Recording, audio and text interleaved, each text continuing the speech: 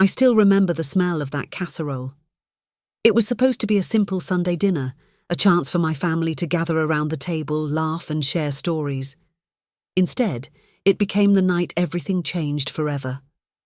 As I sat down at the head of the table, my daughter-in-law, Jessica, placed a steaming dish in front of me. Her smile was polite, but there was something in her eyes, something cold and calculating, that made the hairs on the back of my neck stand up. "Go ahead, Mother Evelyn," she said sweetly, her tone dripping with fake kindness. "I made this one just for you." I'm Evelyn Parker, an 83-year-old widow from a quiet suburb in Ohio. I have silver hair, once golden blonde, and I've lived a long life filled with love, loss, and lessons. After my husband passed, my fortune, built from decades of hard work and investments, became my shield and my curse. It kept me secure, but it also attracted the wrong kind of attention. Jessica, my son Michael's wife, was one of those people. As I lifted the spoon toward my mouth, Jessica's mother, Linda, leaned over with a laugh. "Oh, let me try this first. I can't resist Jessica's cooking." Without waiting, she scooped a generous bite and popped it into her mouth. I froze. Jessica's face went pale, like the colour drained out of her in seconds. Her fake smile cracked, and I caught the tiniest twitch in her jaw. That was when Linda started coughing. At first it was a small cough, like she'd swallowed wrong. But then she clutched her throat, her eyes bulging as she gasped for air. The room erupted into chaos. Michael leapt to his feet, shouting, "Mom, call 911!"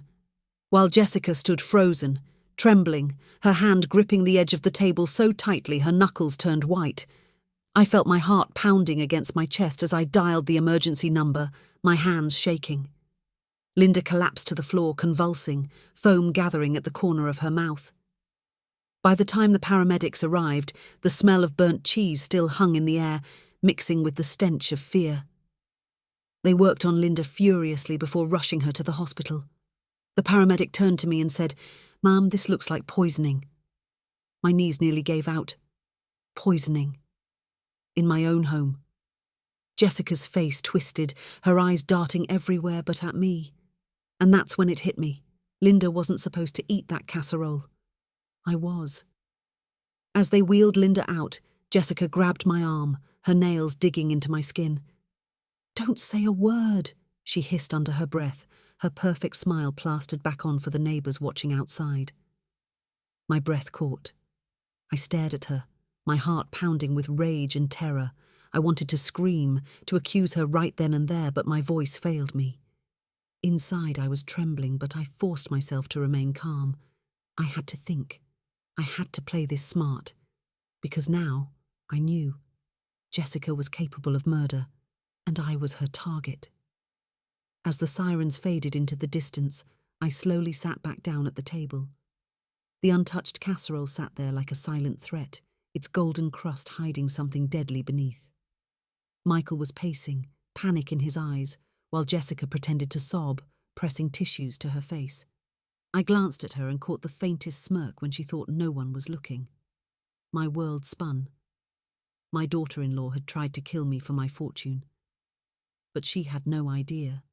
I was not the fragile old woman she thought I was.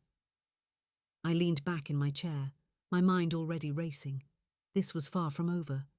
Because if Jessica thought she could poison me and get away with it, she was about to learn just how wrong she was. The night ended in silence, everyone too shocked to speak. But in my heart, a storm was brewing. Tomorrow I would start uncovering the truth. And when I did, Jessica would regret ever underestimating me. The next morning, I found something in the trash that made my blood run cold. It was the empty vial of poison, and it still had Jessica's fingerprints all over it. The empty vial stared back at me from the bottom of the trash bin. It was small, glass, and had a faded label that read, "Rat Poison." My hand trembled as I used a napkin to pick it up, careful not to smudge the fingerprints that were clearly visible on its surface. I stood there in my kitchen, heart pounding, realizing this was no mistake. Jessica had truly tried to kill me. She didn't just despise me. She wanted my money, my house, my entire life erased so she could have it all. I slipped the vial into a plastic bag, sealing it tight. I wasn't going to call the police yet. No, that would be too easy for her. I wanted to see how far she would go, and I needed to be ready with undeniable proof. That morning, the hospital called.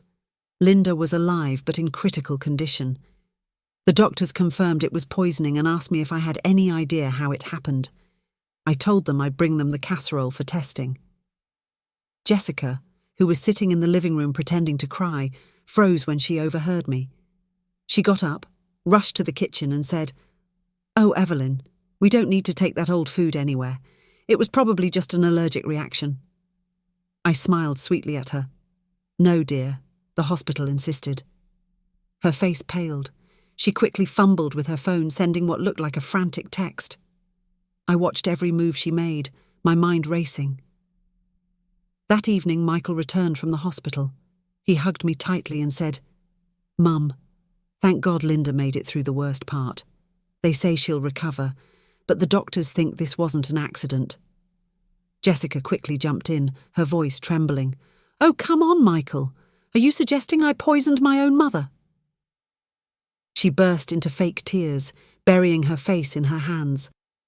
Michael looked torn, his eyes darting between me and her. I stayed quiet, letting the silence speak.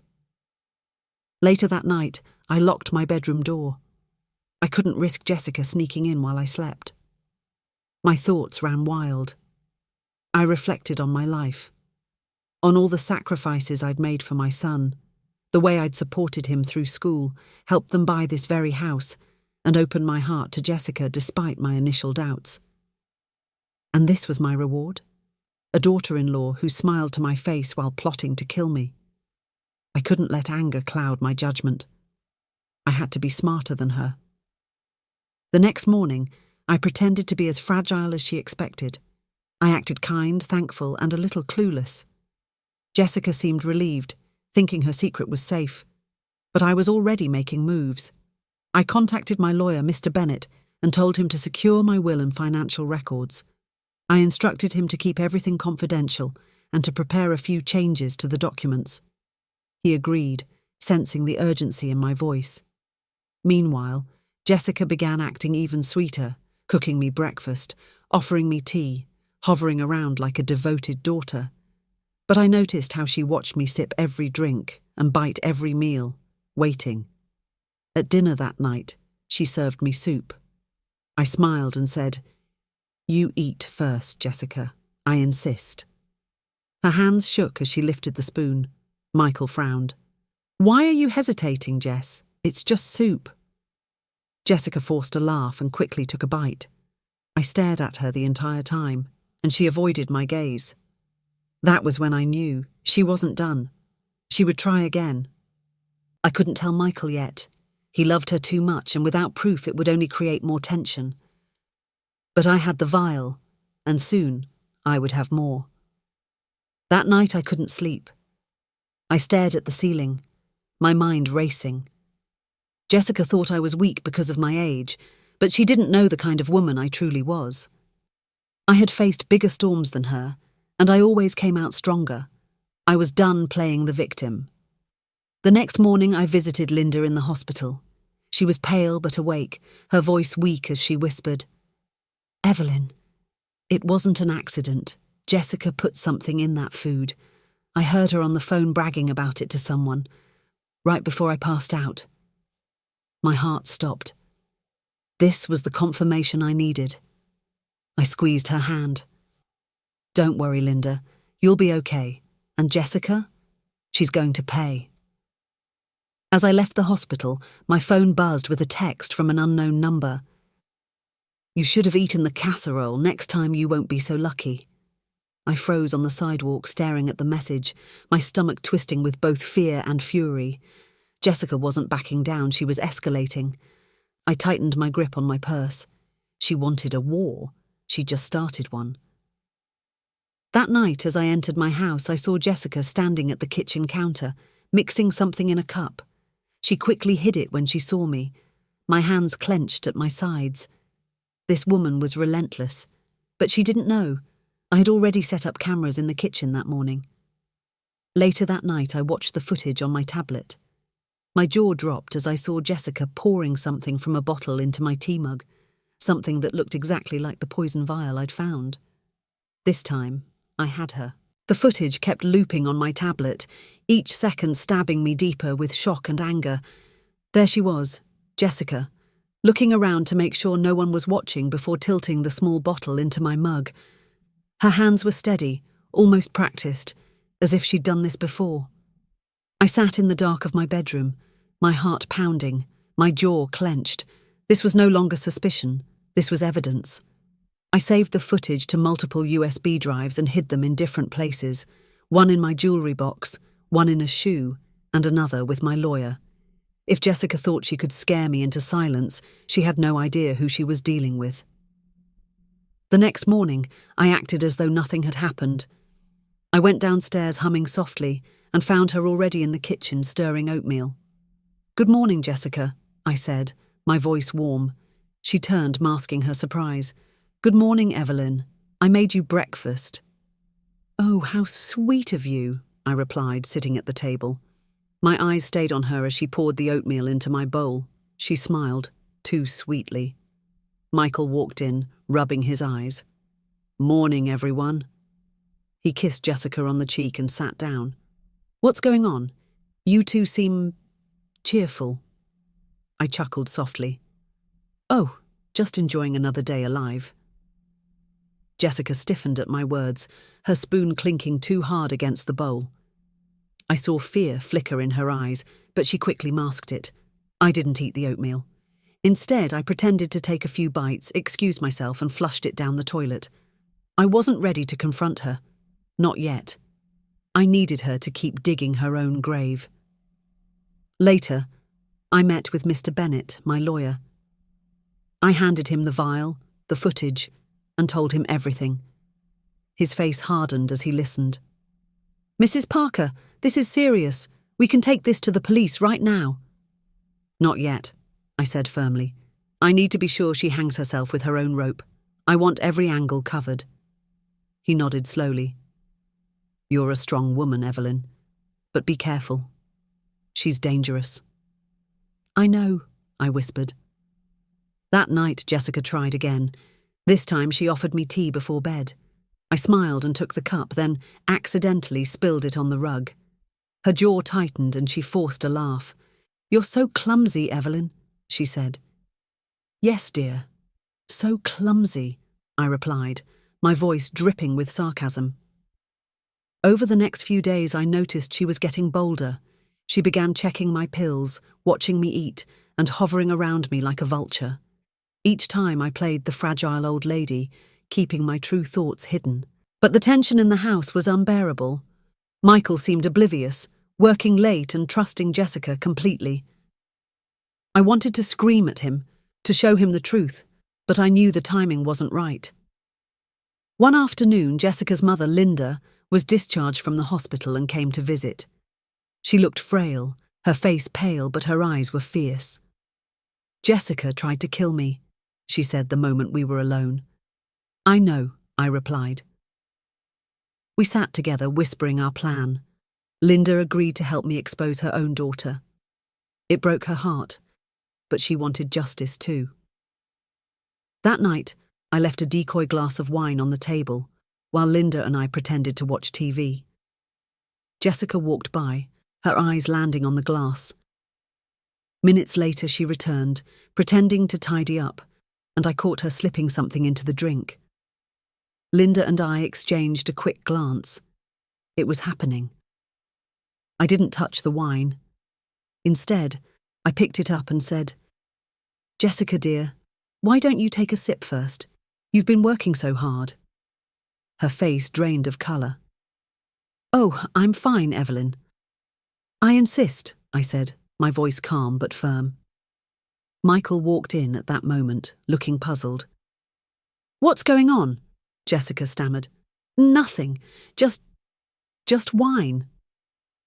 Before she could escape, Linda grabbed the glass and took a sip, shocking us all. Jessica screamed, "No!" Too late. Linda spit it out and laughed bitterly. "Thought you'd finish what you started," she said, glaring at her daughter. Jessica's face contorted with rage. "You don't understand. Everything was supposed to be mine," she screamed, her voice cracking. Michael froze, staring at her like he didn't recognize her.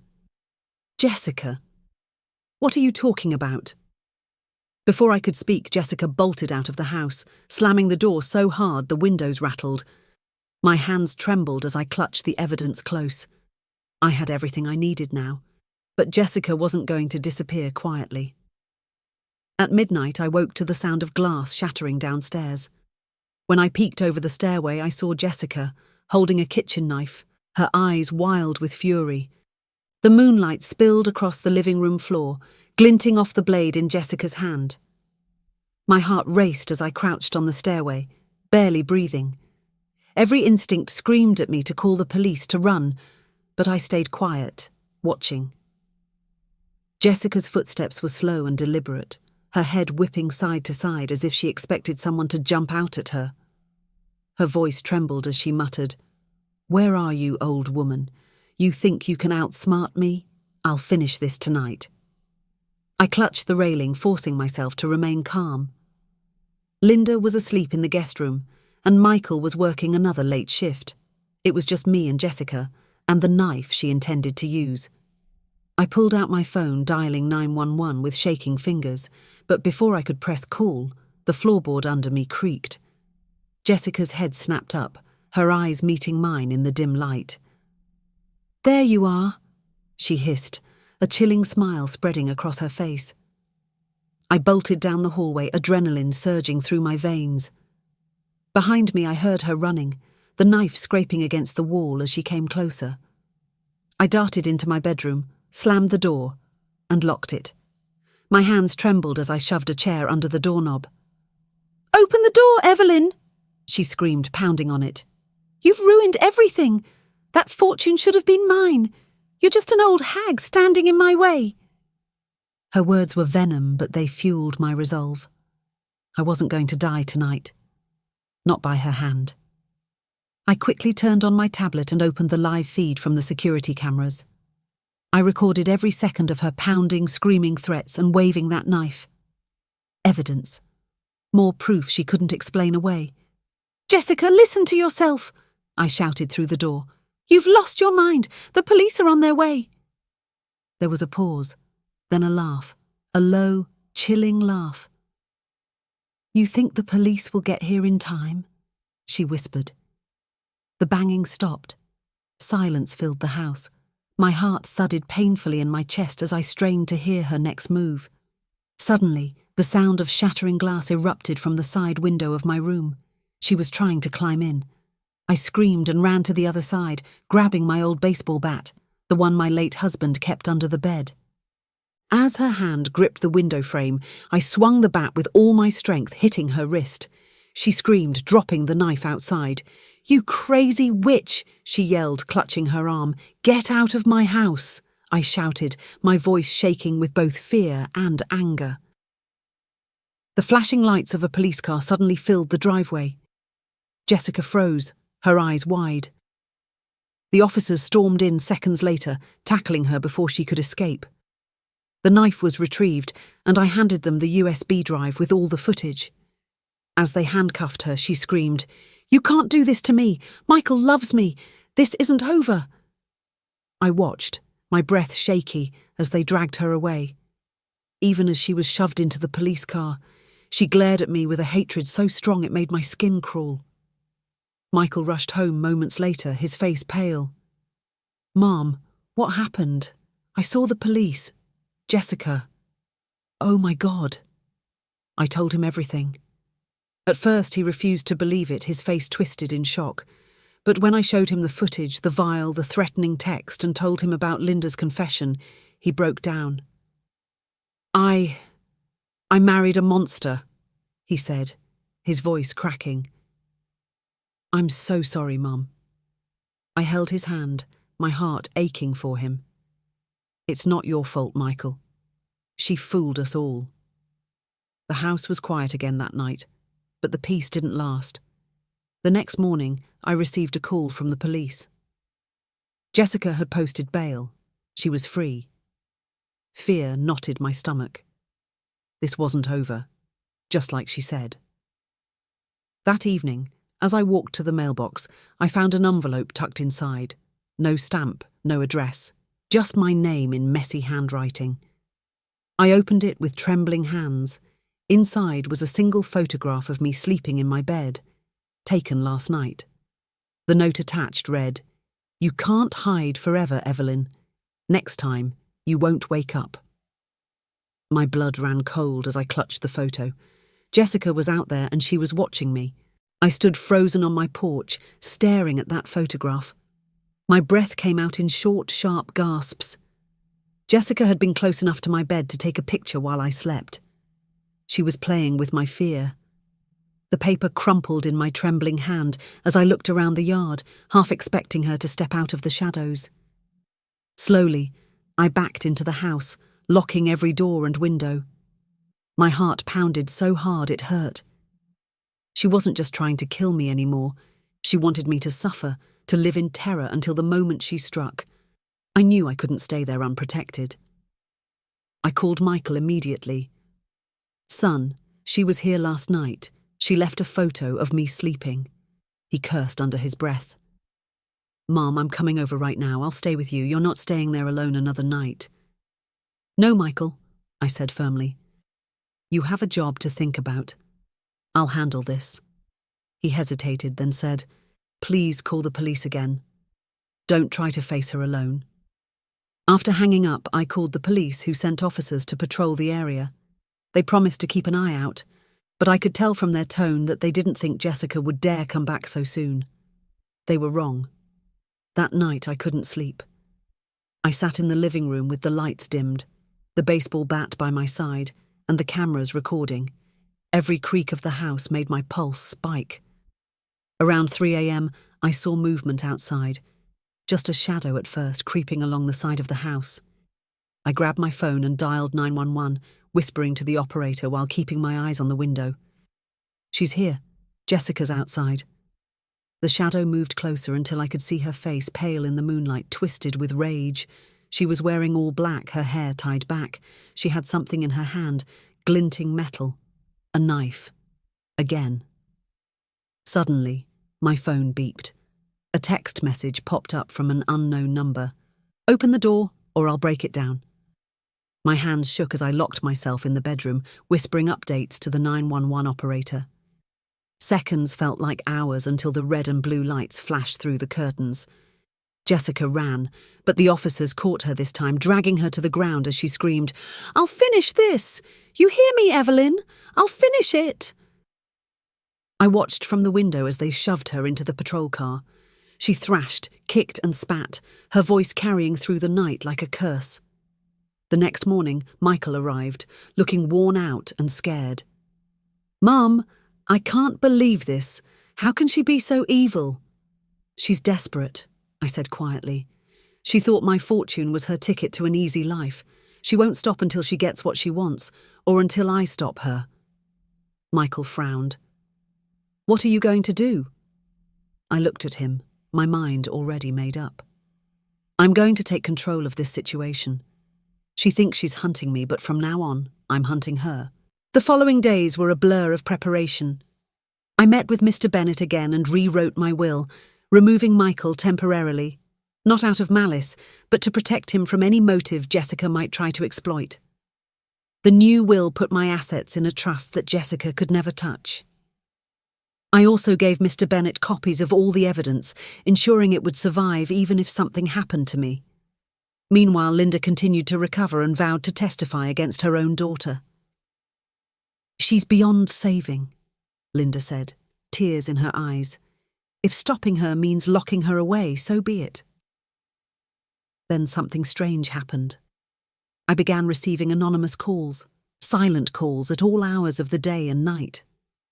I knew it was her. She was out on bail again and she was toying with me. The police installed a panic button in my house and increased patrols. But my instincts told me Jessica was planning something bigger. I could feel it in my bones. 2 nights later, I woke to the sound of my bedroom window creaking open. I froze, holding my breath. A shadow moved across the floor, and before I could scream, a hand clamped over my mouth. "Don't make a sound, old lady," Jessica hissed in my ear. "This is the last night you breathe." Panic surged through me, but so did something else: anger. I grabbed the baseball bat from under the bed and swung it as hard as I could. It hit her shoulder and she screamed, dropping the knife. I lunged for the panic button and the alarm blared through the house.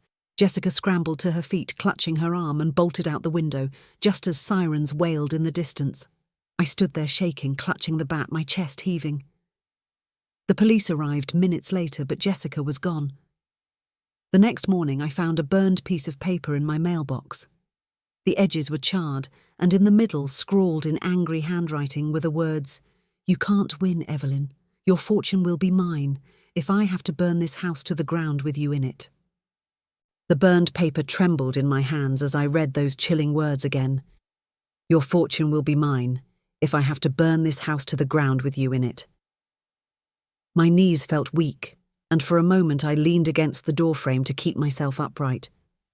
Jessica wasn't bluffing. She had crossed every line already, and now she was threatening to kill me in the most horrifying way possible. I called the police immediately, showing them the note. The officer on duty, a young man named Carter, frowned as he examined it. "She's escalating, Ma'am. We'll station a patrol car outside your home for the next few days, but you need to consider moving to a safe location." I shook my head. "This is my home. I'm not running from her." Carter hesitated. "She's dangerous. If she's willing to set fire to a house, we might not get here in time." "I'll take my chances," I said firmly. Inside, my heart was pounding, but I wasn't going to let Jessica think she had scared me out of my own life. That night, Michael begged me to stay at his apartment. "Mum, please, just for a few days. It's not safe here." I looked into his worried eyes and softened. "I'll be fine, Michael. Trust me. I have everything under control." But the truth was, I was far from fine. I barely slept, keeping watch with my cameras and my bat. Every sound outside made me jump.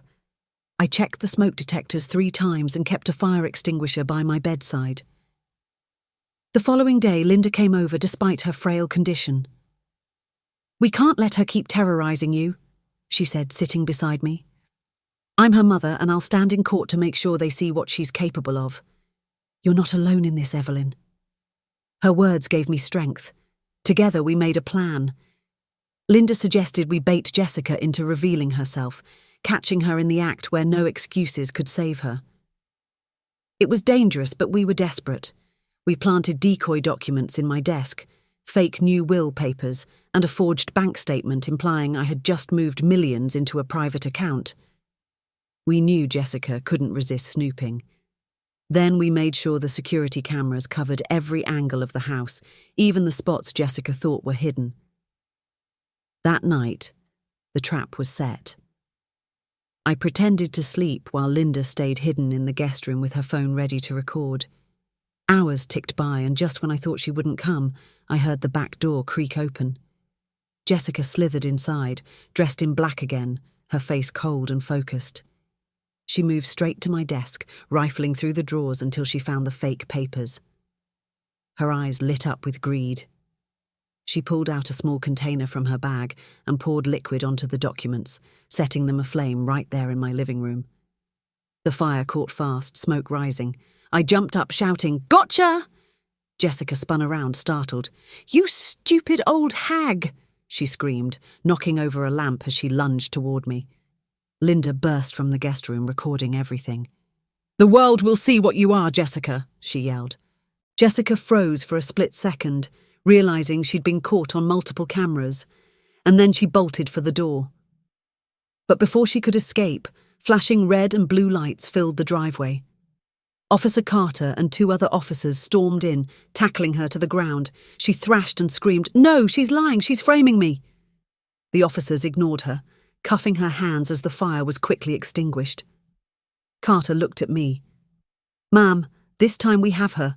With this evidence, she's not getting out on bail." Jessica was dragged away, screaming curses at me and her mother.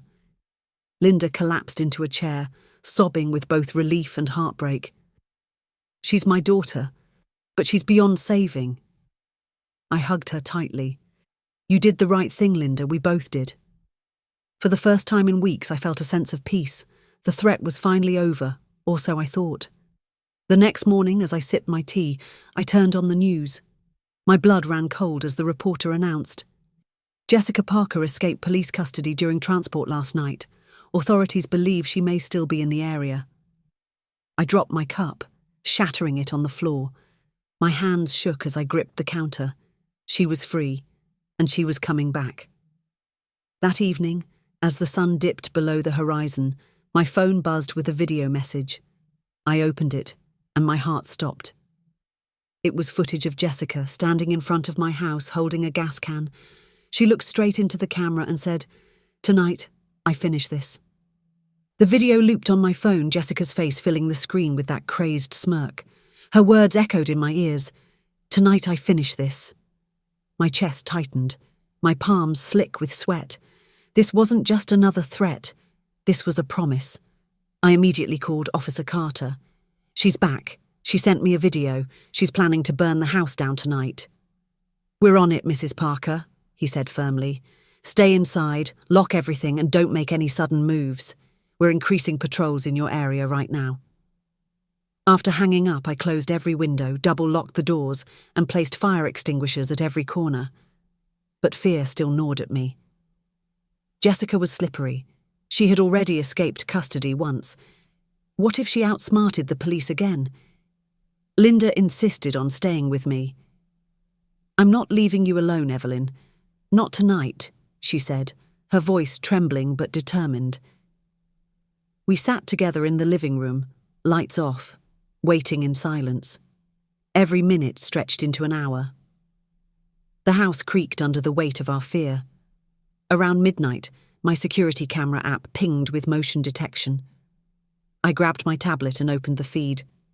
There she was, Jessica, creeping through the backyard, a gas can in one hand and a lighter in the other.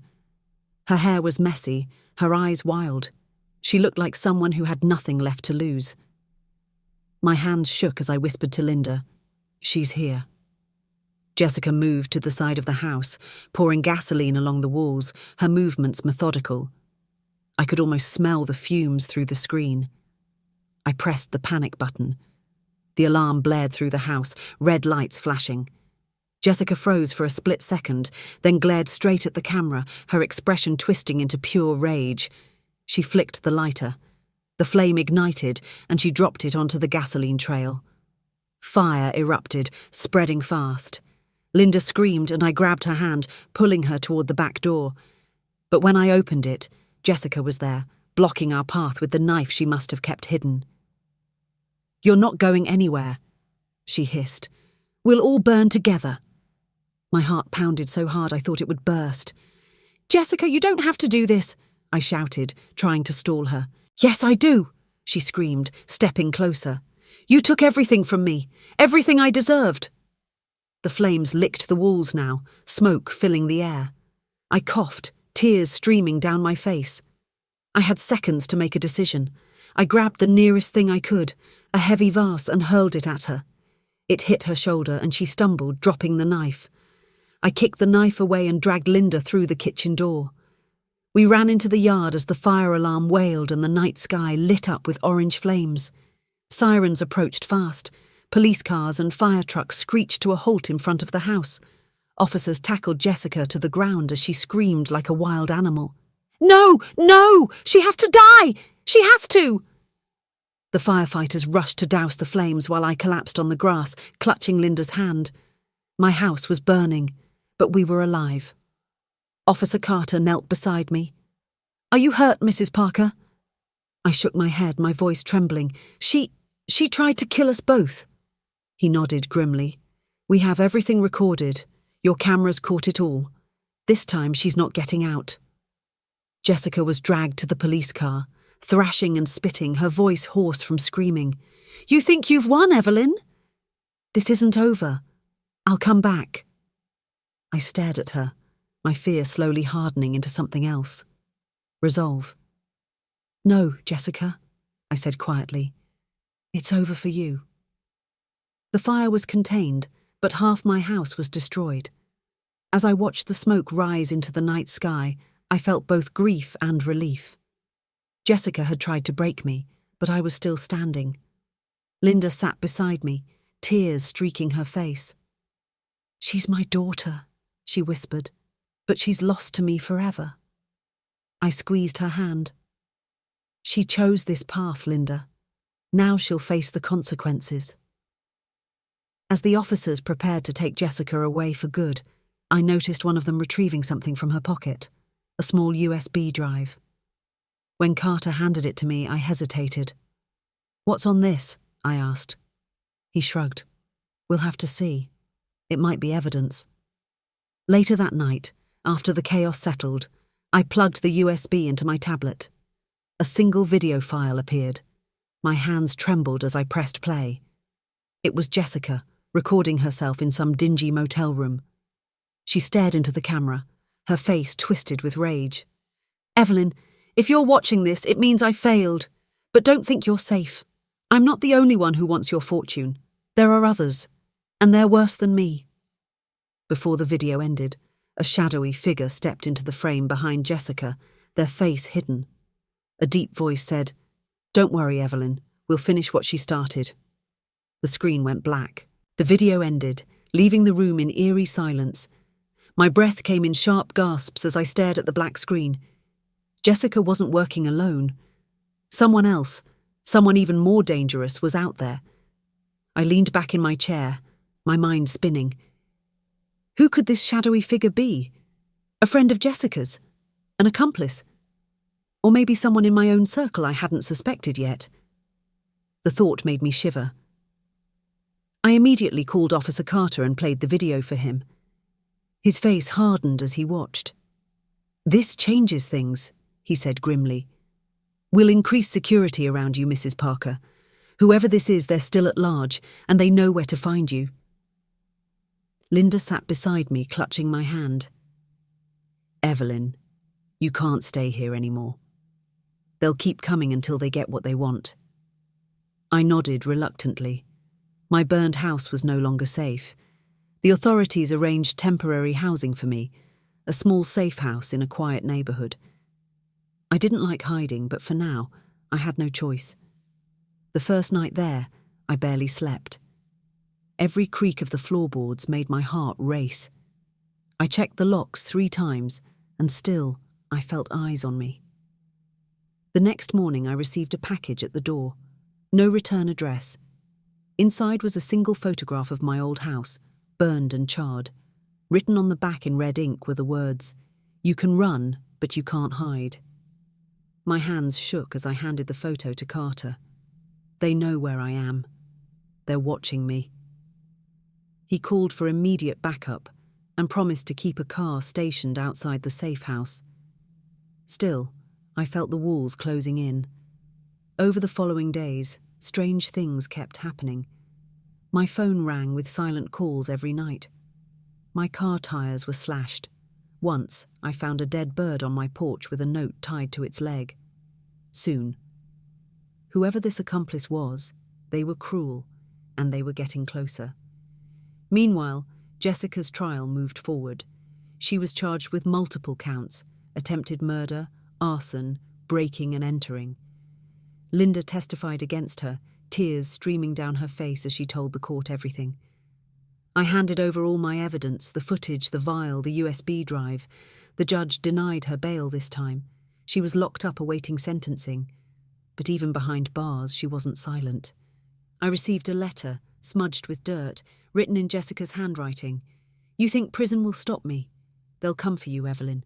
You'll wish you had died in that fire. I burned the letter, my hands trembling. This woman was obsessed.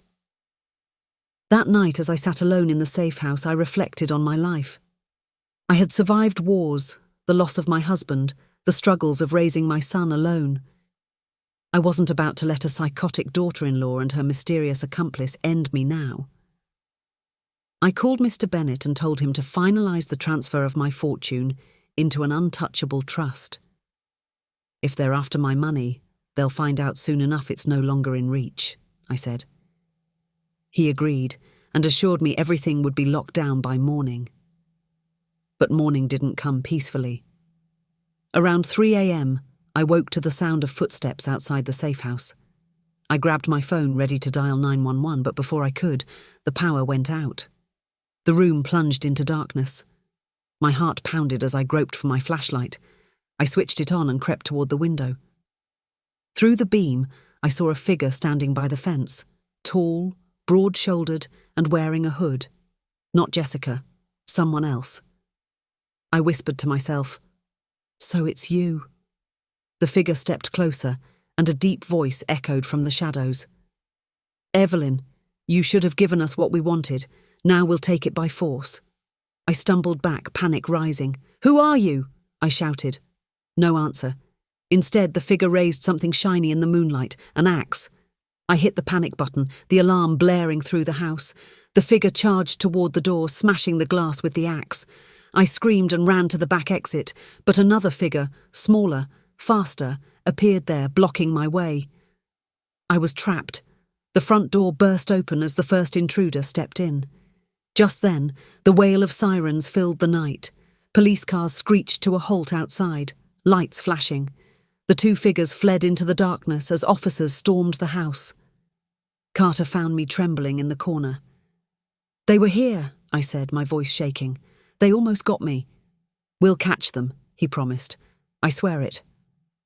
But when the officers checked the yard, there was no sign of the intruders, only a single burned matchstick and a piece of paper stuck to the fence. Written in red, "This is not over. The real fire is coming." The next morning, the news reported something shocking. Jessica had escaped prison again, and the two figures seen at my house were helping her. The headline read, "Triple Threat. Evelyn Parker's attempted killers, still at large." The news anchor's voice felt like ice down my spine. "Jessica Parker has escaped custody with the help of two unidentified accomplices.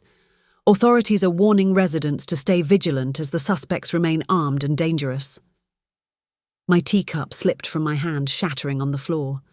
They were working together, Jessica and those two shadows, and they weren't just after my fortune anymore. They wanted me gone, permanently. Officer Carter arrived within the hour. He looked more tense than I'd ever seen him. "Mrs. Parker, this isn't just a family dispute anymore. This is a coordinated attack. These people know what they're doing." Linda sat beside me, pale as a ghost. "Jessica's lost her mind, and now she's dragging others into this madness." Carter ordered a 24-hour watch on the safe house, posting 2 officers at the entrance. Still, I could see fear in his eyes. "These people are reckless. They've already attacked under heavy patrol once. We need to prepare for the worst." That night, I sat in the dark, staring at the window, listening to the faint hum of the patrol car outside. I thought about all the years I spent loving my family, giving them everything I had. And now my daughter-in-law wanted to kill me over money she'd never touch. My thoughts were interrupted by my phone buzzing. Another video message. My stomach churned as I opened it. Jessica's face filled the screen, dirty, bruised, but smiling wickedly. "Hello, Evelyn. Miss me? You're probably hiding like the coward you are, surrounded by your precious police. But guess what? We're coming, and no one can stop us. You'll burn. Your money, your house, your life. It all ends soon." The camera panned to reveal the 2 masked figures behind her, one holding a jerry can, the other sharpening a knife. One of them spoke in a deep voice. "We're closer than you think." The video ended. My hands trembled as I forwarded it to Carter. He arrived within minutes, his face grim. "We're moving you again, somewhere even more secure. They clearly know this location." Before we could leave, the power went out. The house plunged into darkness, and the faint glow of fire flickered outside the windows. My heart stopped. "Stay low!" Carter shouted, drawing his weapon. Smoke seeped in through the cracks in the windows. They had set fire to the perimeter, trapping us inside. Linda screamed as the flames grew, heat creeping closer. Carter called for backup, but the signal was jammed, our phones were useless. We crouched low, crawling toward the back door, only to hear it crash open. Jessica stepped in, her eyes wild, her hands gripping a crowbar. Behind her, the two masked men entered, blocking our escape. "Hello, Evelyn," Jessica said with a twisted grin. "You didn't think you'd get rid of me that easily, did you?" Carter aimed his gun. "Stay where you are," Jessica laughed. "You won't shoot me. You need me alive for your little court case." The two men advanced and Carter fired a warning shot, forcing them to halt. But Jessica didn't flinch. She stepped closer, her grin widening. "You have no idea what's coming, Evelyn. We're not here to scare you anymore. We're here to finish it." Suddenly, one of the masked men lunged forward, knocking Carter's gun away. Chaos erupted. Shouts, smoke, heat, the sound of wood cracking under the fire. I grabbed Linda and pulled her toward the kitchen while Carter fought the attackers bare-handed. We slipped out the side door just as the flames exploded behind us. The heat was unbearable, but we kept running until we reached the patrol car. One of the officers outside fired at the intruders, forcing them to retreat into the night. Jessica stood in the burning doorway, her face lit by the flames. She screamed, "You can't run forever, Evelyn. You'll die screaming just like this house." Then she vanished into the smoke. We sped away as the safe house collapsed behind us, swallowed by fire. I clutched Linda's hand, my chest tight with fear and rage. "They're not stopping," I said through clenched teeth. "They'll keep coming until one of us is dead." Carter, bleeding from his arm, turned to me. "Then we'll have to end this before they do." The next day, the authorities relocated me to a federal safe house, guarded day and night by armed officers. But even there, I couldn't shake the feeling of being hunted. Every shadow felt like Jessica, every creak sounded like footsteps. Then came the breaking point. As I sat by the window that evening, I noticed something across the street. 3 figures, watching, unmoving. Jessica and her men. They knew where I was again. My heart pounded. "They found me," I whispered. Linda grabbed my hand, tears streaming down her face. "Evelyn, what are we going to do?" I stood up, a fire of my own burning in my chest. "We stop running. We end this. On my terms." I called Mr. Bennett and gave him one final order: to release a public statement revealing that my entire fortune had been transferred to a charity fund, untouchable by anyone. If Jessica wanted to kill me for money, she'd now know it was for nothing. That night, I sent a message to Jessica through the only channel I knew she'd see. "Meet me where this all began. No more running, no more hiding, this ends tonight." As the clock struck midnight, I stood alone in the charred remains of my old house, the smell of ash thick in the air. From the darkness, Jessica stepped forward, the 2 masked men flanking her, all 3 armed and smiling like predators. "Finally," Jessica said, "the old woman decides to fight." The night air was heavy with smoke and dread. I stood on the blackened floorboards of what used to be my living room, my heart pounding, my breath fogging in the cold. The moonlight spilled through the broken windows, casting long shadows that seemed to move with every flicker of my fear.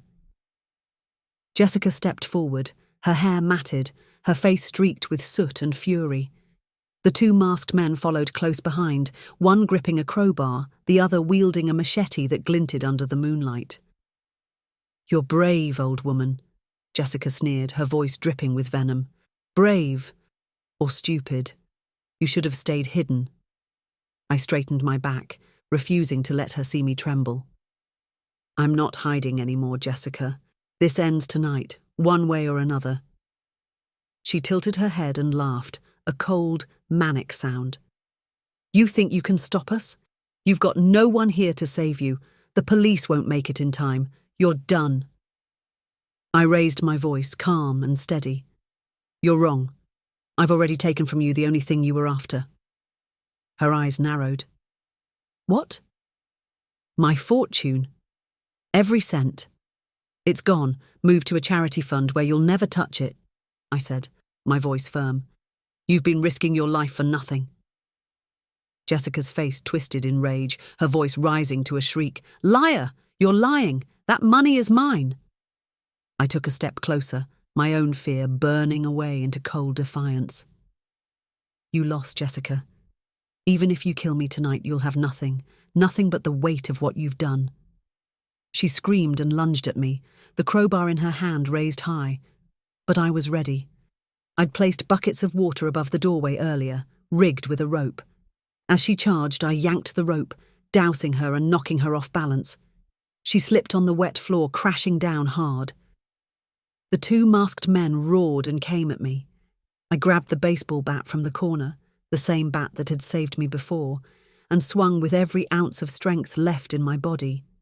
The first man took a hit to the knee, collapsing with a howl. The second swung the machete, grazing my arm, but before he could strike again, a gunshot rang out. Officer Carter and his team stormed the ruins, weapons raised. "Drop it, now!" he shouted. The masked men froze, dropping their weapons as officers closed in. Jessica, dripping wet and shaking with rage, tried to crawl toward her crowbar, but Carter kicked it away and pinned her down. "It's over, Jessica," he said coldly, slapping the cuffs on her wrists. She spat at him, then looked up at me, her eyes wild with hatred. "You think you've won, Evelyn? You'll never be safe. There are more of us. You'll die looking over your shoulder." I stepped closer, meeting her gaze. "No, Jessica. You're the one who will rot in prison, and you'll rot knowing you lost to an old woman you thought was weak." The officers dragged her and the two men away, their screams fading into the night. The air was thick with the smell of burnt wood and gasoline, but also something else, relief. Linda rushed to my side, tears streaming down her face. "You did it, Evelyn. You stopped her." I wrapped my arm around her. We stopped her, together. As the sun began to rise, the ruins of my house glowed orange in the dawn light. It was gone, but I felt strangely free. My fortune no longer bound me. My fear no longer chained me. I looked to the sky and whispered, "It's over." But deep inside, I knew the scars of this nightmare would never fully fade. They'd remind me every day that strength doesn't come from youth or wealth. It comes from surviving what was meant to destroy you. Later, as the officers escorted me to safety, Carter placed a hand on my shoulder. "You're one tough lady, Mrs. Parker. You fought back when most would have given up." I smiled faintly. "I've lived a long life, officer, and if there's one thing I've learned, it's that you never let evil win, no matter how old or scared you are." Jessica's final screams echoed in my ears as she was shoved into the police car, her threats meaningless now. I took one last look at the ashes of my old home. Then I turned away, ready to start a new chapter in my life, one Jessica would never be a part of. They thought I was weak because of my age. They thought they could take everything from me. But I showed them that even at 83, I still have the power to fight back. And to anyone who thinks they can break me, remember Jessica Parker, because I'm still here.